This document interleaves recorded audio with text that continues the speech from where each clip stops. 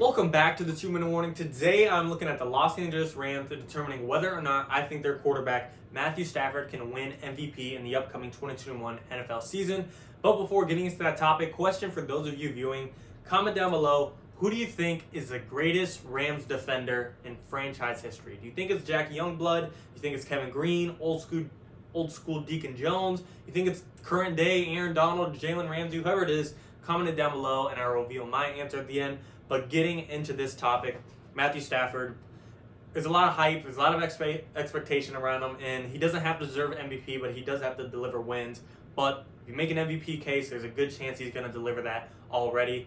However, I think Matthew Stafford has a pretty good chance at least being in the conversation. Winning it is another thing, but at least being in the conversation, I think he has a good chance. Matthew Stafford has never been on a Rams team like this before. Yes, he's had Calvin Johnson, one of the arguable top 5 receivers of all time.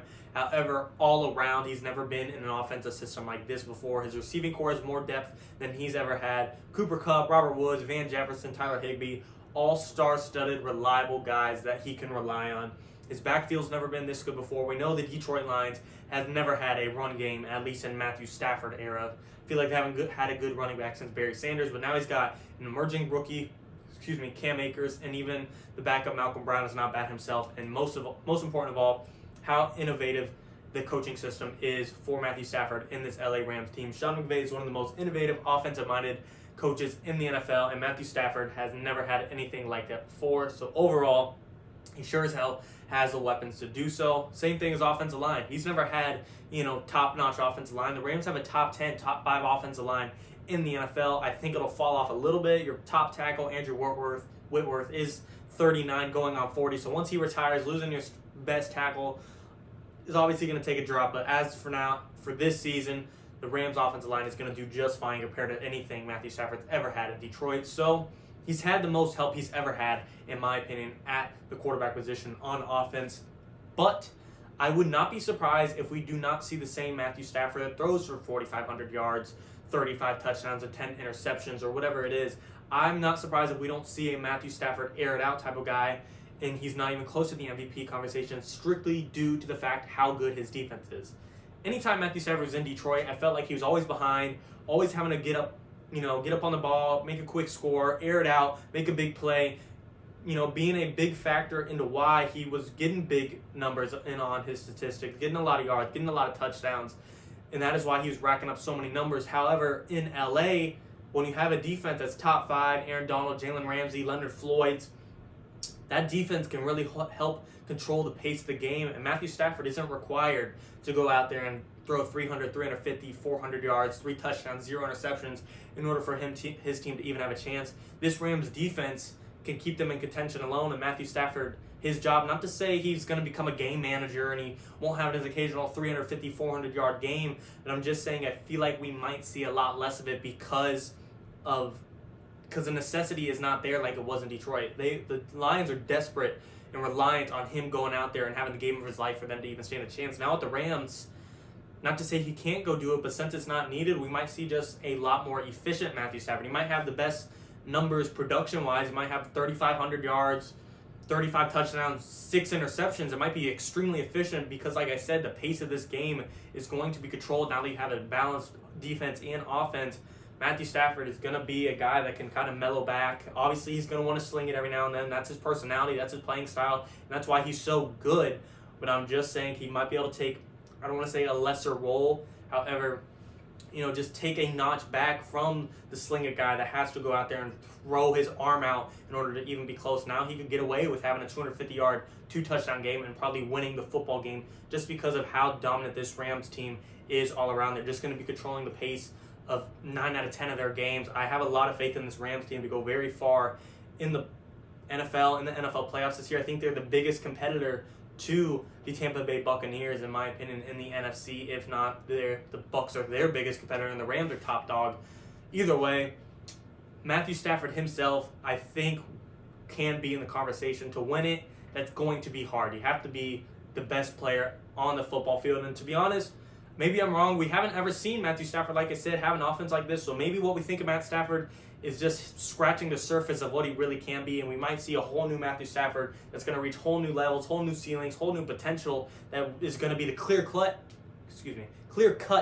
MVP, and this guy is going to go out there and just rain numbers, 4,500 yards, 45 touchdowns, 7 interceptions, whatever it is. Maybe I'm wrong, but either way, I think you're either going to go one way, you're going to have a guy that goes out and blows the numbers out of the water like he ever used to, or possibly take a step back and have good numbers, but just more efficient numbers and not crazy numbers.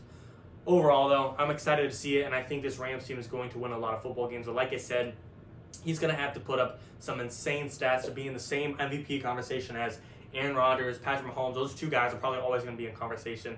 Tom Brady, yeah, I know he's kind of a dark horse, and he's going on 44, but having that offense and being with the Buccaneers and having 1 year under his belt with that team, I could see that Tampa Bay offense and Tom Brady put up crazy numbers. So he might be in the conversation. Josh Allen was an MVP conversation last year. I could see him become an MVP this year. It's very possible, and there's always new guys up and emerging. Lamar Jackson just won it 2 years ago. Justin Herbert looks pretty good. Joe Burrow might be on the run. Russell Wilson might be out for vengeance. I mean, your own division, I guess a rookie's not going to go out and do it in the Niners, but Kyler Murray, second year to third year, we saw Josh Allen go from second year to third year. In his third year, he became an MVP conversational, but just in your own division, you got to deal with Russell Wilson, who might be an MVP candidate, and Kyler Murray, kind of a dark horse as well, but who's to say he can't be in the conversation? Like I said, there's always the big names, Aaron Rodgers, Patrick Mahomes, Josh Allen. It's going to be tough, but I definitely think it is possible. If I had to put my money on it, I would say Matthew Stafford does not. I seriously, I think he'll be exactly what we expect him to be. I think he'll be pretty much the same guy from Detroit. He'll have decent numbers, but I don't think it'll be enough to go out there and win the MVP case. This Rams team is just going to be so dominant on both sides of the football. His numbers aren't going to be the best in the league. It'll be the top par, it'll be in top notch, but it won't be the tippy top tier that is just better than everyone. He won't have the most touchdowns or yards or the best touchdown to interception ratio, but he's going to be right up there in the tier 1, tier 2 guys that wins football games and takes their team to the playoffs. So overall, I'm a Bucs fan, but I am rooting for the Rams if they don't have to face the Bucs in the playoffs. I'm rooting Rams all the way until they face the Buccaneers, and even if they go past them, I'll probably root for them to win it all. Bucs is my favorite team, but I do not dislike the Rams. I hope they do good. I hope the Matthew Stafford thing works out, and I think he has a good shot at MVP case, and I wish him the best, but I don't think he will win. I just think there's too big of names, and being a first year in with this new system, it will be tough. You saw Tom Brady and the Bucs have some bumps in the road along the way. Matthew Stafford and the Rams could have the same thing. Yes, Tom Brady and the Bucs didn't have OTAs and camps and practices like the Rams will. They'll have a regular, typical season with preseason and OTAs and such. But overall, I do think there's going to be some bumps along the road, and I think they'll figure it out eventually. A quarter into the season, halfway into the season, this Rams team is going to be as dominant as we thought. But I do not think he will go out there and win MVP. I think he'll be in the conversation, but to win it officially, I do not have Matthew Stafford doing that. I think he falls short. But let me know what you guys think in the comments. Do you think he'll go out there and win it with Cooper Kupp, Robert Woods, Van Jefferson, Tyler Higbee? Can this offense carry him there? We will have to see. I got them being a playoff contender, but falling short of the MVP. And like I said, comment down below who you think the greatest defender is in Rams history. I think I'm a little biased. When I first started learning about the Rams, Deacon Jones, probably my favorite defensive end I've ever seen. I'm probably going to have to go with him, but there is biasness to that, and I'm saying it right now. But comment down below. And thanks for watching, guys. 2 in the morning.